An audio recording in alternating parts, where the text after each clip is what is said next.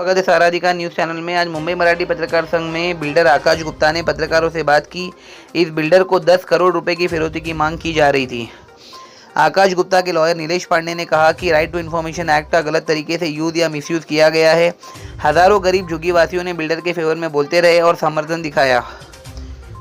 शिकायतकर्ता आकाश गुप्ता एक निर्माण ठेकेदार है जो अपनी कंपनी चिंताहरणी चिंतापूर्णी LLP रियल्टर्स के तहत वर्ली में एक झुग्गी पुनर्विकास परियोजना SRA स्लम रिहैबिलिटेशन अथॉरिटी का प्रबंधन कर रहा है।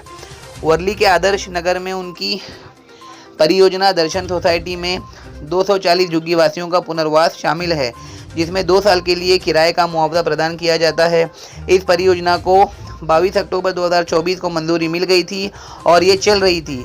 बांदेकर ने कथित तौर पर अनियमितताओं का हवाला देते हुए परियोजना के खिलाफ कई शिकायतें दर्ज की थी। कथित तौर पर उन्होंने इन शिकायतों को वापस लेने के लिए 10 करोड़ रुपए की मांग की। नीलेश पांडे ने यह भी खुलासे किए कि राइट टू इन्फॉर्मेशन एक्ट का मिसयूज किया गया और कई सारे लोगों ने ये भी खुलासे किए कि बिल्डर के साथ ज़बरदस्ती पार्टनरशिप करने की भी प्लानिंग चल रही थी। राइट टू इन्फॉर्मेशन में कुछ खास नहीं मिला और बातचीत के बाद 1.5 करोड़ रुपीस पर समझौता भी हुआ था।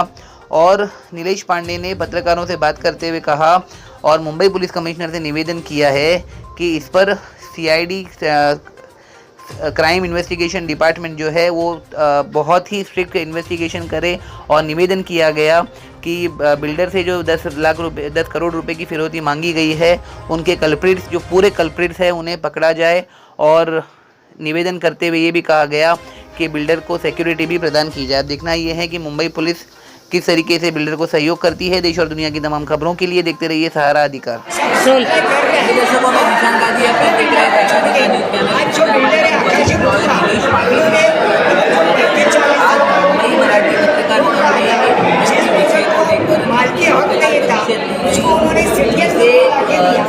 करोड़ रुपए का एक्सटॉर्शन मांगा गया है। एडवोकेट नीलेश पांडे के साथ 1.5 साल से बोल चुका कि हम लोग आयोग के साथ आ जाते थे, लेकिन उनकी वजह से ये सब बंद हो रहा है। और उनको शायद कोई एक छोटा वास है। सारा विषय जो है वही आदर्श नगर यहाँ पे इस्लाम डेवलपमेंट की स्कीम है। इसके विकासक श्री आकाश गुप्ता जी है। ये विकास काम ऑलरेडी मिला हुआ था। इसको विकास काम को गति देने के लिए उन्होंने अपनी भूमिका दिखाई। और पहले के उनको नॉमिनेट करके उनकी नई अपॉइंटमेंट की गई। अपॉइंटमेंट में आने के बाद उन्होंने हर एक चीज़ों के ऊपर ध्यान देते हुए जो गवर्नमेंट की फोर्सर पॉलिसी है उसका बेनिफिट लेते हुए इसके कारण प्लॉट को नंबर तक नहीं दिया गया था। प्लॉट को नंबर देकर स्लम स्कीम को कैसे इनिशिएट किया जाए उसके ऊपर उन्होंने गंभीरता दिखाई। स्कीम सबमिट हुई। आज ऑलरेडी कंस्ट्रक्शन का काम अच्छे ढंग से शुरू है। इसमें कुछ सामाजिक अंतर जो RTI ये कायदे का जो कायदा लाया गया था अमल में, इसका गैरवापर करते हुए आज बिल्डर के साथ में RTI के अंतर्गत दस्तावेज हासिल करके हम आपको प्रोजेक्ट बंद कर देंगे, आपको सर्विस देंगे, ऐसे तकलीफ देंगे। और देने वाले लोग कौन है? प्रोजेक्ट है आपका वर्ली में। जो देने वाले लोग हैं ये कांदीवली के रहवासी है, मालाड के रहवासी है, वसई के रहवासी है, विरार के रहवासी। जिससे ये दिखता है कि जिन लोगों को कोई लेना देना नहीं है वो कायदे का किस तरह से दुर्वापर करते हैं, कैसे कायदे का गैरवापर करते हैं। और RTI के अंदर का दस्तावेज हासिल करके बिल्डर को 10 करोड़ से डिमांड शुरू करके 1.5 करोड़ तक डिमांड दी गई बारम्बार।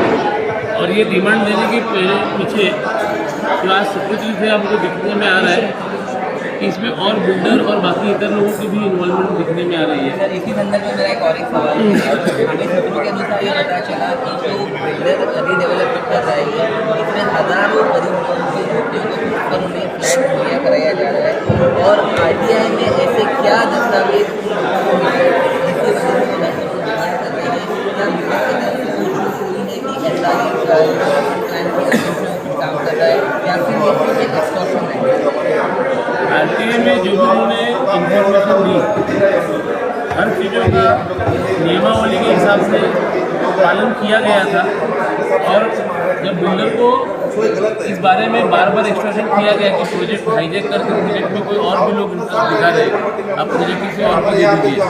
इसीलिए बिल्डर ने इसमें क्राइम रजिस्टर करने का या गुना न्यून करने का निर्णय लिया।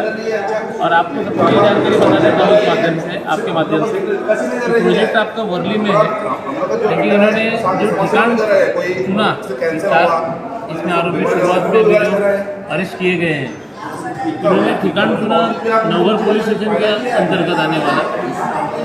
उसी के अनुसार वहाँ पे 15 लाख की पहली किस्त लेने के लिए ये लोग वहाँ पे आए, जहाँ पुलिस ने चारों लोगों को वहाँ पर अटक किया।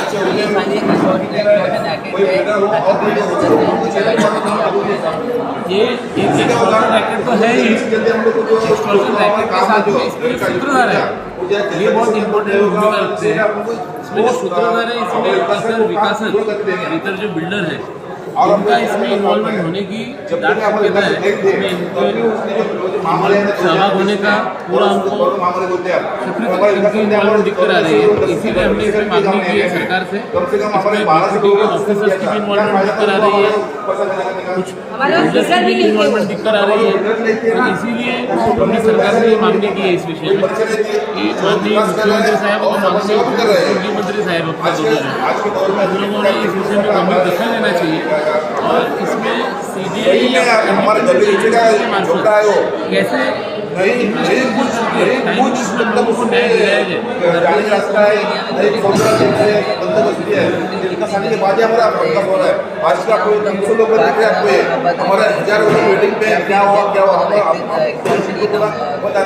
इसमें मैं आपको एक बात बता देता हूँ, इस विषय पर बहुत अच्छे विषय पर आपको एक बात बताना चाहता हूँ। इसमें कृष्णा जो हमारा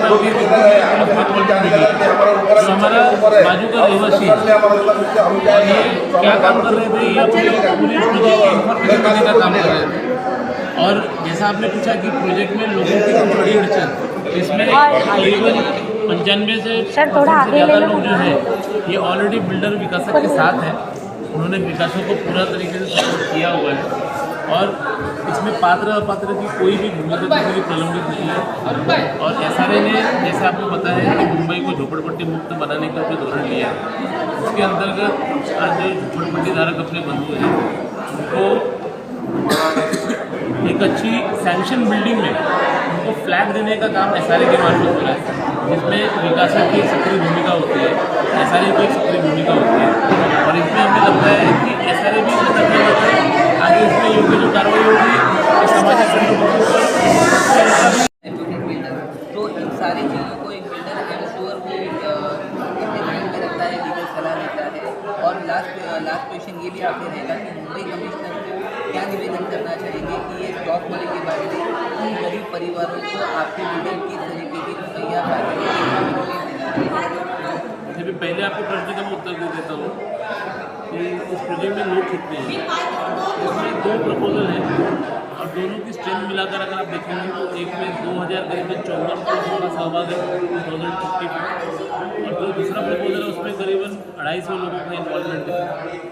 अब इसमें जो दूसरा प्रश्न आपने किया कि इसमें मुंबई कमिश्नर और महाराष्ट्र शासन की पॉलिसी है उसका क्या इम्पैक्ट है। जो शासन की पॉलिसी है स्लम रिहेबिलिटेशन स्कीम इसको उसमें सरकार का धोरण ही है, जो भी सरकार आज तक आई है बट सरकार का जो धोरण यही है कि मुंबई को स्लम मुक्त करना है, झोपड़पट्टी मुक्त करना है।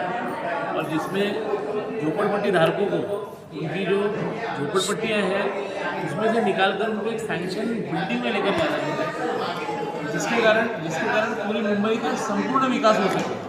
जैसा आपने अभी बताया कि वेबसाइट पर डिस्प्ले किया गया है, सारे जो वेबसाइट पर डिस्प्ले किया गया है उसको मीट आउट करने के लिए एक अच्छे बिल्डर, एक रेप्यूटेड बिल्डर की ज़रूरत एसआरए को होती है, क्योंकि एसआरए यंत्रणा के पास में जो मशीनरी है वो खुद जाकर विकास काम नहीं कर सकती है। इसके लिए उनको बिल्डर और विकासक की जरूरत पड़ती है। और जैसे ये क्लासिक केस है जिसमें आकाश गुप्ता विकासक और लोग एक साथ में हैं और जो तीसरे किरायत व्यक्ति जिनका प्रोजेक्ट से कुछ लेना देना नहीं है वो इस प्रोजेक्ट की कंप्लेंट दाखिल कर रहे हैं। और ये किस लिए किया जा रहा है कि हम प्रोजेक्ट बंद कर देंगे, किसके दम पे किया जा रहा है ये आपके तीसरे अंतिम क्वेश्चन का आंसर है। लास्ट आपके प्रश्न सर मेरा आपसे आखिरी सवाल है। कमिश्नर साहब से जैसे आपने कहा, तो कमिश्नर साहब ने इसमें अगर अधिक लक्ष्य दिया, अधिक उन्होंने ध्यान दिया, तो उनसे यही विनंती है कि ये जो पूरे मुंबई सिटी में एक्सटॉर्शन का रैकेट जो रन कर रहा है, कि RTI कायदे का यूज वापर करके, गैर वापर करके जो सामाजिक कंटक वापर का गलत तरीके से इस्तेमाल करके एक्सटॉर्शन का रैकेट चला रहे हैं, इंडस्ट्री चला रहे हैं, वो इंडस्ट्री कहीं बंद होनी चाहिए। ये हमारी कमिश्नर साहब से मांग है। सर मेरा आपसे सवाल है कि जैसे अभी लोगों ने बताया कि 35 सालों से वहाँ पे काम रुके हुए हैं, अगर आप उसमें हाथ डालते हो सरकार द्वारा, तो आपको क्या लगता है कि जनता को किस तरह की और कितने महीने में राहत मिलेगी? देखिए, कितने महीने में ये तो बहुत सारे फैक्टर्स पर डिपेंड करता है, बट आपको ये बताना अच्छा होगा कि ये एक रुका हुआ प्रोजेक्ट था कई सालों से। मुझे लगता है 96 से समथिंग से बनते 96 से प्रपोजल रुका हुआ प्रपोजल था, इसमें 2020 में आकाश गुप्ता का आने के बाद में उन्होंने शुरू किया। और आज सबसे अच्छी खुशी की खबर ये है कि प्रोजेक्ट का real construction activity, paper work एक पार्ट होता है और कंस्ट्रक्शन एक्टिविटी एक पार्ट होती है, तो हम कंस्ट्रक्शन एक्टिविटी के फेज में आ गए हैं। और एक जो शुरू हो गई है तो महीने में ज़्यादा वक्त नहीं लगेगा। एंकरिंग में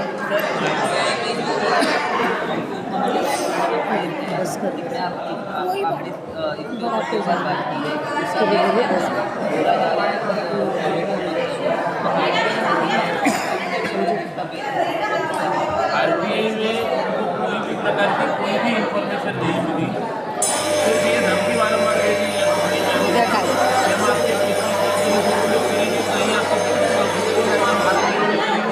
इसीलिए मैंने कहा आपको कि इसमें गवर्नमेंट ऑफिसर्स की भी इन्वॉल्वमेंट है और हमारे पेपर्स में कोई त्रुटि नहीं थी, इसीलिए हम पुलिस स्टेशन में जाके दमकम से वहाँ पर कंप्लेंट रजिस्टर कर पाए। ऐसा कोई ये थे हमारे साथ अनिल साहब, वो अशोक गुप्ता के लॉयर हैं और उन्होंने साफ तौर पर ये कहा, आकाश गुप्ता जी जो कि अशोक गुप्ता जी के लॉयर थे, जो कि जाने माने बिल्डर हैं, वर्ली के चौली और झोपड़पट्टी वासियाँ आज मराठी पत्रकार संघ में हज़ारों की सपोर्ट करने के लिए आए हैं। और वकील साहब ने क्लियर कर दिया है